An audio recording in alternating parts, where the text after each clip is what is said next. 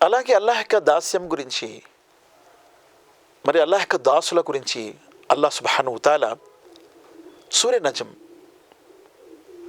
సూరా number 53 ఆయత్ number 10లో ఇలా అంటున్నారు, ఫఔహా ఇలా అబ్దిహి మా ఔహా.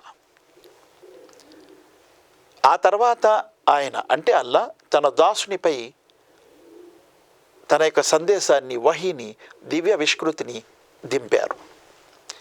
ఇక్కడ కూడా ముహమ్మద్ సల్లల్లాహు అలైహి వసల్లం వారికి నా దాసుడు అని అల్లాహ్ సుబ్హానహు వ తఆలా అంటున్నారు. కాబట్టి ప్రవక్తలందరూ అల్లాహ్ యొక్క దాసులే. ఈ రకమైనటువంటి భావనే అల్లాహ్ యొక్క దాస్యము. తర్వాత మరొక వాక్యం ఉంది, అది సూర జిన్ సూర నంబర్ 72 ఆయత్ నంబర్ 19. వఅన్నహు లమ్మా ఖామ అబ్దుల్లాహి యద్ఊహు కాదు యకూను అలైహి లిబతా. నా దాసుడు అంటే ముహమ్మద్ సల్లల్లాహు అలైహి వసల్లం వారు నా ఆరాధన కొరకు కాబాలో, మక్కాలో నిలబడేటప్పుడు ముకుమ్మడిగా అందరూ కలబడి ఆయనపై దాడి చేస్తున్నారు. ఆయన్ని మాబ్లించింగ్ చేయాలని చెప్పి ఆయనపై దాడి చేయాలనుకుంటున్నారు అనే మాట చెప్పడంలో కూడా అల్లాహ్ సుబ్హానహు వ తఆలా అక్కడ ముహమ్మద్ సల్లల్లాహు అలైహి వసల్లం వారిని నా దాసుడు అని అల్లాహ్ అంటున్నారు. కాబట్టి భూమి ఆకాశాల్లో ఉన్నవారంతా కూడా అల్లాహ్ యొక్క దాసులే. ఎవరు కూడా అల్లాహ్ యొక్క దాస్యాన్ని తిరస్కరించారు. అల్లాహ్ యొక్క దాసులుగా నమ్మటం అనేది, ప్రవక్తల్ని, దైవదూతలను అల్లాహ్ యొక్క దాసులు అందరూ కూడా అని నమ్మటమే ఇది అల్లాహ్ యొక్క దాస్యము. ఎవరైతే వారిని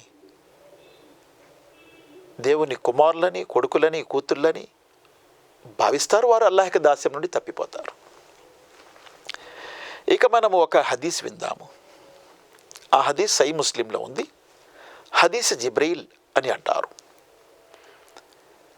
ఒకసారి జిబ్రీల్ అలైహిస్సలాం వారు ముహమ్మద్ సల్లల్లాహు అలైహి వసల్లం వారి వద్దకు ఒక మనిషి రూపంలో వచ్చారు. వచ్చి ప్రవక్త ముహమ్మద్ సల్లల్లాహు అలైహి వసల్లం వారి దగ్గరికి ఆయన మోకాలాంచి కూర్చున్నారు. ఇది తల రజులున్ అలైనా షదీదు షియాబ్ వ షదీదు సవాద్ షహర్ లా యురా అలైహి అసర్ సఫర్ వలా యారిఫు మిన్న అహద్ హత్తా జలస ఇల నబీ సల్లల్లాహు అలైహి వసల్లం.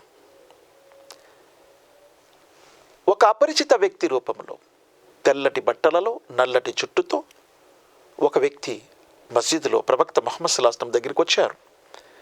ఆయన మోకాలు ఆంచి ఆయన దగ్గర కూర్చున్నారు. సుమ్మ ఖాల యా ముహమ్మద్ అక్బిరిని అనిల్ ఇస్లాం. ఆ తర్వాత అడిగారు, ఇస్లాం అంటే ఏంటి అని అడిగారు. అల్ ఇస్లాము అన్ తష్హదు లా ఇలాహ ఇల్లల్లాహ్ వ అన్న ముహమ్మద్ రసూలుల్లాహ్ వ ఇకామిస్ సలాత్ వ ఇతాఇ జకాత్ వ లజ్జ వ సౌమ రమదాన్. ఇస్లాం అంటే ఏంటి? ఇస్లాంకి 5 మూల స్తంభాలు ఉన్నాయి. షహాదా, సాక్ష్యం ఇవ్వటము, అల్లా తప్ప మరొక ఆరాధ్యదైవం లేడని, ముహమ్మద్ సల్లల్లాహు అలైహి వసల్లం అల్లా యొక్క ప్రవక్త అని. నమాజ్ని స్థాపించటము 5 పూటలు, జకాతిని చెల్లించటము, రంజాన్ యొక్క రోజాలు, ఉపవాసాలు పాటించటము, స్తోమత ఉంటే జీవితంలో ఒకసారి హజ్ చేయటము. ఇదే ఇస్లాం అన్నారు ముహమ్మద్ సల్లల్లాహు అలైహి వసల్లం వారు. వెంటనే మీరు సత్యం చెప్పారు అని అన్నారు.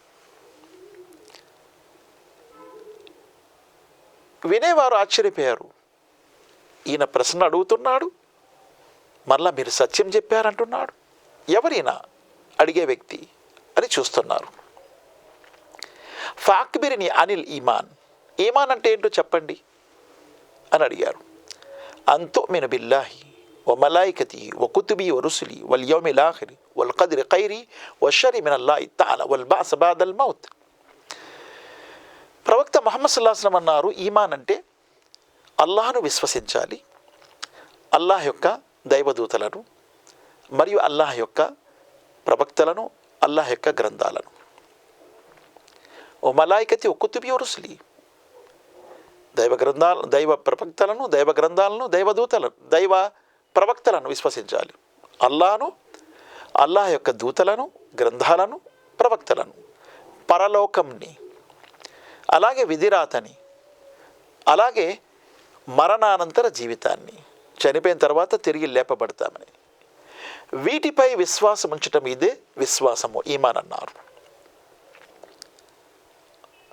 ఖాల ఫఅక్బిరిని అనిల్ ఇహ్సాన్ అన్ తఅబుదుల్లాహ్ కఅన్నక తరాహు ఫఇన్ లమ్ తకున్ తరాహు ఫఇన్నహు యరాక్.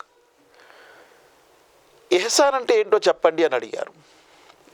ఇహ్సాన్ అంటే ఏంటి అడిగారు. ఇహ్సాన్ అంటే మీరు అల్లాహ్ను అలా ఆరాధించండి, మీరు అల్లాహ్ యొక్క దాస్యం అలా చేయండి, మీరు అల్లాహ్ను చూస్తున్నారు అన్నట్టు. లేదా అల్లాహ్ యొక్క దాస్యం చేసేటప్పుడు మీరు అల్లాహ్ను చూస్తున్నారు అంతటి శక్తి మీలో రాపోతే అల్లాహ్ మిమ్మల్ని చూస్తున్నాడు అని భావించండి. అంత అబుదుల్లా కన్నక తరావు. చూసారా, ఇక్కడ దాస్యం అనేది ఎలా ఉండాలి? దాస్యం అనేది ఎలా ఉండాలంటే మీరు అల్లాహ్ను చూస్తున్నారు అన్నట్లు మీ దాస్యం ఉండాలి. అలా కాకపోతే అల్లాహ్ మిమ్మల్ని చూస్తున్నాడు అన్నట్లు మీ దాస్యం ఉండాలి. దీనిని ఎహసాన్ అన్నారు. అంటే ఇక్కడ అర్థం ఏమిటి? ఏ విషయమైనా మీరు ఏది చేసినా స్వచ్ఛంగా అల్లాహ్ కోసం చేయండి, స్వచ్ఛంగా అల్లాహ్ కోసము. అదే అల్లాహ్ యొక్క దాస్యము. ఇక వేరితరులు ఎవరి కోసం కూడా ఉండకూడదు, కలుషితం అవ్వకూడదు. స్వచ్ఛంగా అల్లాహ్ కోసం చేయడం, ఇదే దాస్యం. తర్వాత ఖయామత్ ఎప్పుడు వస్తుంది అడిగారు ఆయన. అడిగేవారికి తెలిసే, చెప్పేవారికి ఇద్దరికి కూడా తెలియదు అన్నారు. ఇద్దరు సమానమే ఇందులో. కాకపోతే ఖయామత్ యొక్క కొన్ని సూచనలు చెప్పారు. అంతలిదల్ అమతు రబ్బహ వాంతరల్ ఉఫాతల్ ఉరాత ఆలత రియాషాయ్ యతతావలూన ఫిల్ బునియాన్. ఒక దాసి తన యజమాని కంటుంది, అప్పుడు అనుకోండి మీరు ఖయామత్ వస్తుందని.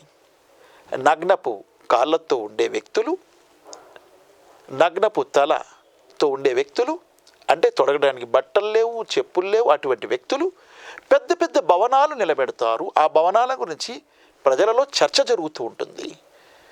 అటువంటి కాలం వస్తే ఖయామత్ దగ్గర వచ్చిందని అనుకోండి అని చెప్పారు. ఆ తర్వాత జిబ్రీల్ వెళ్ళిపోయారు. అడిగేవారు ప్రవక్త సల్లల్లాహు అలైహి వసల్లం అడిగారు, ఓ ప్రవక్త ముహమ్మద్ సల్లల్లాహు అలైహి వసల్లం, ఆయన ఎవరు? ఫైన్నహు జిబ్రీలు యువల్లిముకుం దీనకుం. ఆయన జిబ్రీల్ మీకు ధర్మాన్ని నేర్పించడానికి వచ్చారు. చూసారా, పూర్తి ధర్మం అనేది అల్లాహ్ యొక్క దాస్యమని తెలుస్తుంది. పూర్తి ధర్మం అంతా కూడా అల్లాహ్ యొక్క దాస్యం. ఇక మిగిలిన విషయాలు తర్వాత ఎపిసోడ్లో వింటాము. అల్లాహ్ సుబ్హానహు తాలాతో దువా చేస్తున్నాను, అల్లాహ్ ఖురాన్ మరియు హదీస్ రెండు చదువుతూ వాటిని ఆచరిస్తూ ఆ విషయాల్ని తెలియని వారి వరకు అందించే భాగ్యాన్ని ప్రసాదించుగాక. అల్లాహ్ మేము మా కుటుంబ సభ్యులతో సహా జన్నతుల్ ఫిర్దౌస్లో వెళ్ళే భాగ్యం ప్రసాదించు, జహన్నం నుండి రక్షణ పొందే భాగ్యం ప్రసాదించు. సుబ్హాన రబ్బిక రబ్బిల్ ఇజ్జతి అమ్మా యసిఫూన్ వసలామున్ అలల్ ముర్సలీన్ వల్హమ్దులిల్లాహి రబ్బిల్ ఆలమీన్ బిరహ్మతిక యా అర్హముర్ రాహిమీన్.